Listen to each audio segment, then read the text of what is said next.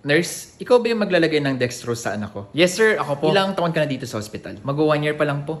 Make sure isang tusok lang yung anak ko ha. Ay sir, hindi ko po may sigurado yan. Mataba po yung anak nyo. Depende po yan sa ugat na mahanap natin. Nurse, wag mo na lang tusukan. Pakitawag na lang yung pinaka-expert para isang tusok lang. Kawawa naman yung anak ko eh. Baka mabordahan. Sige po.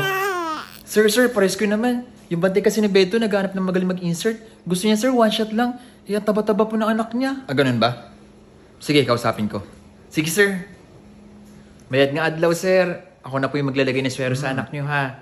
Ilang taon ka na dito sa hospital? 10 taon na rin po akong nurse. Sharpshooter ka ba? Sakto lang sir. Check ko lang po yung ugat ng baby niyo ha. Nakaraang linggo na-admit din yung anak ko sa kabilang hospital. Naka-10 tusok sila.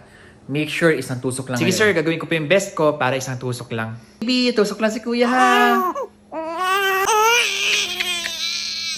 Nurse, itigil mo na yan. Umiyak na yung bata na sasaktan. Ay sir, malapit na to. Tama na yan. Matutrauma yung anak ko sa ginagawa mo. Lilipat na lang kami sa ibang hospital.